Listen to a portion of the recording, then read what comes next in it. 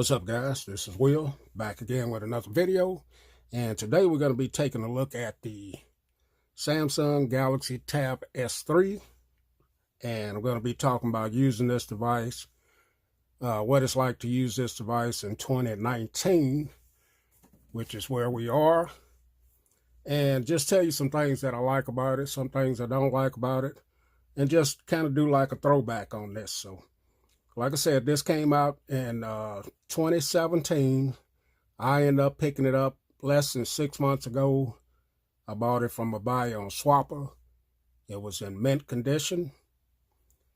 And I just wanted a Android tablet to try out.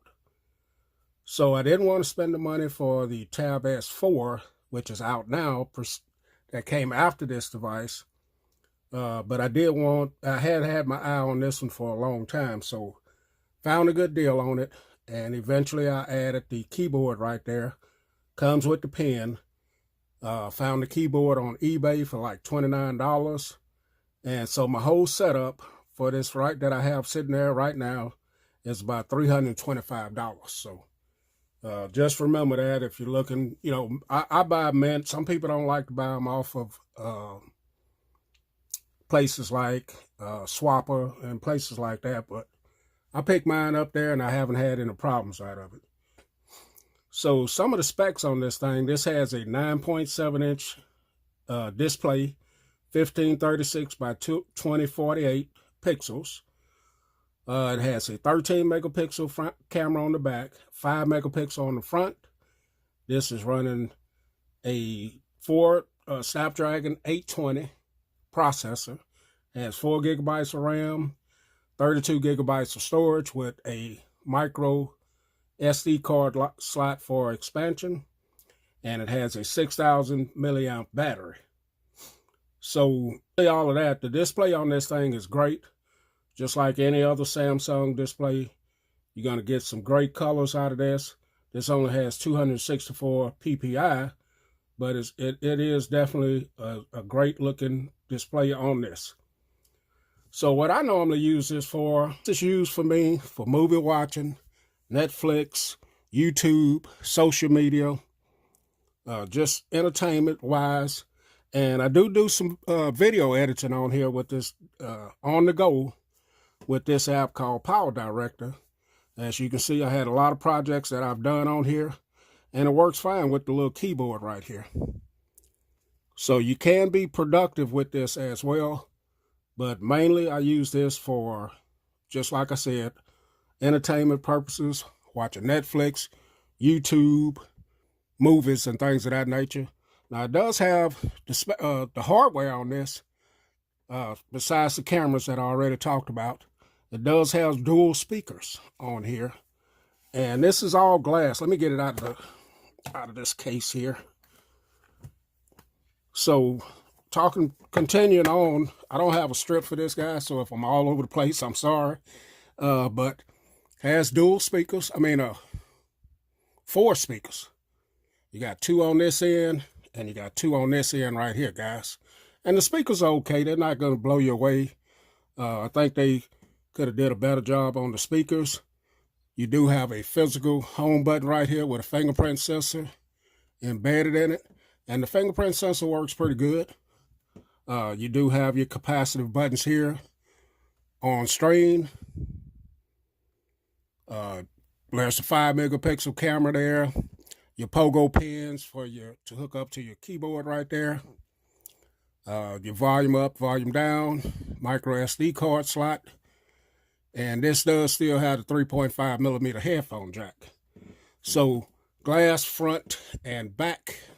So you guys know, if you follow me, that I don't particularly like the glass front and back on devices. So that's kind of one of the things I don't like about it. And this attaches to the keyboard by magnet, so you just simply put it on there and it attaches. So, like I said, this video is all over the place. But let's start talking about performance.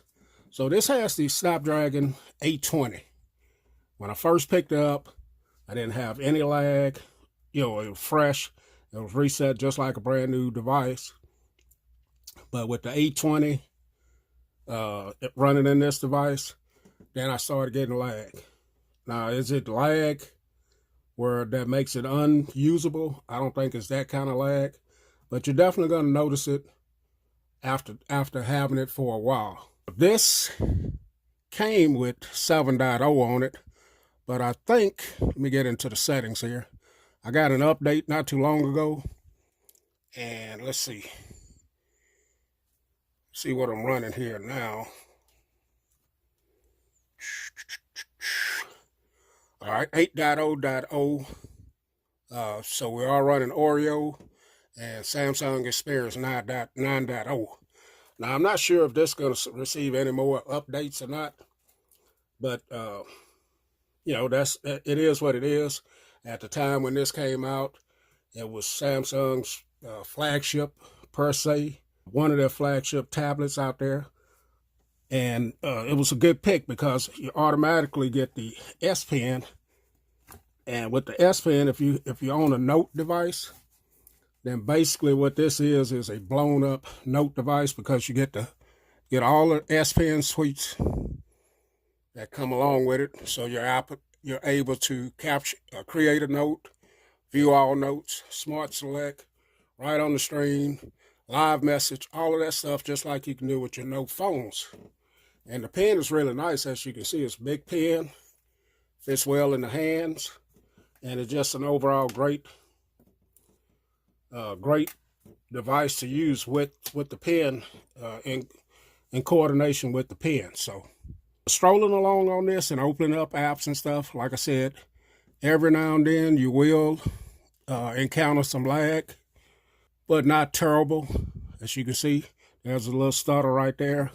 But once it catches up, it's fine. Gameplay. Now, I don't have a lot of games on here that I play. Mainly not a game player, as you can see. But that seems to work pretty well as also. As far as the storage, 32 gigabytes. Well, you got the ability to add a micro SD card. So storage shouldn't be no problem. But overall, just having this device and using it for the last 6 months, very pleased with it. Now, I do use this tablet in conjunction with my Micro Surface Go right here. So I got a follow-up video coming for this. As you see, Windows Hello picked up my face real quick. But what I have done with this one, since my last video, I've added the keyboard. So anyway, guys, that's a look at using the Samsung Tab S3 in 2019. Still a great buy. I see where you can pick it up sometimes around $3.99 or above. But if you don't mind picking up in mint condition, used device, then I would look around and try to find it at a cheaper price. Okay, guys, we'll catch y'all in the next video. Will H, and I'm out.